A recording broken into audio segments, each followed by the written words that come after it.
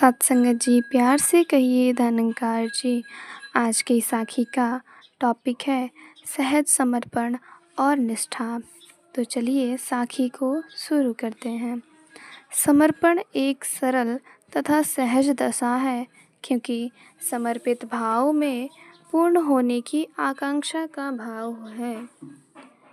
समर्पण बड़ी भिन्न बात है, यह तो एक महान कला है।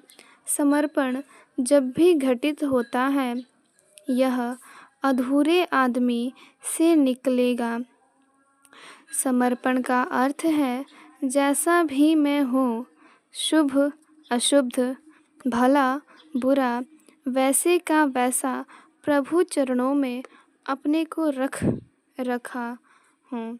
मैंने अपने को बदलने की सब कोशिश कर ली, मगर कुछ होता नहीं देखा। सब कर्म और उपाय करके देख लिए, सब तरह के छलांग लगाई, कहीं से भी कहीं पहुंच नहीं पाया। सब तरह से असफल हो गया, मानो बेसहारा असहाय अवस्था की स्थिति कुछ भी न छिपाना, सारी दशा को उघाड़ कर रख देना, पूर्ण सद्गुरु के हाथों में बागडोर दे देना ही समर्पण है। अगर सद्गुरु स्वीकार कर ले तो भाग्यशाली, न करे तो जानना स्वाभाविक है कि मैं योग्य नहीं, यानी पात्रता का कोई दावा नहीं।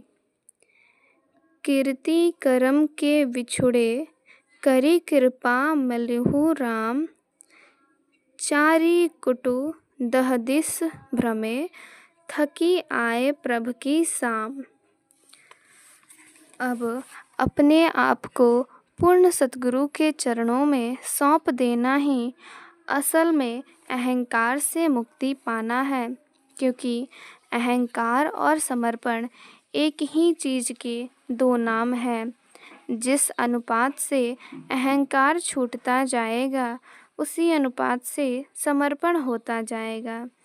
एक सूफी कवि का भी फरमान है कि खुदा को सौंप दो ए जोश, पुस्तारा गुनाहों का, चलोगे अपने सर पर रख के, ये बारे गिराम कब तक। अतः समर्पण भाव से भरपूर मनुष्य जीवन रूपी नाव को पाल से चलाता है। यह पाल को खोल देता है और खुद नाव में बैठ जाता है, जो हवा के रुख के अनुसार चलती है और कोई प्रयास नहीं करना पड़ता है। इसी प्रकार जैसे एक छोटा सा बच्चा है, प्यासा है, भूखा है, यह रोता है, चिल्लाता है, तो माँ दौड़ी चली आती है और बच्चे की प्यास और भूख दूर कर देती है। अगर बच्चा सोचने लगे कि इसकी पात्रता में योग्यता है कि इसे दूध पिलाया जाए, तो ज़रूरी है कि बच्चा संकट में पड़ जाएगा। इसका रोना ही अपने आप को समर्पित कर देना है।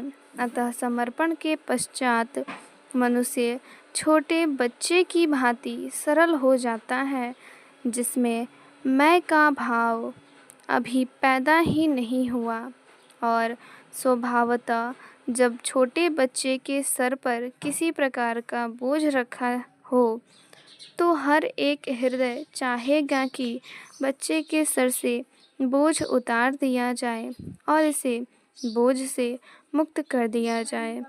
जब मनुष्य छोटे से बालक की भांति सद्गुरु के सामने समर्पित भाव से उपस्थित होता है, तो अहंकार, आकांक्षा, वासना और विचार रूपी बोझ की पोटली जो यह मनुष्य अपने सर पर लिए फिरता है, उतर जाती है और फिर इस करुणा की वर्षा होनी शुरू हो जाती है। सत्संगत जी, प्यार से कहिए धनंकार जी।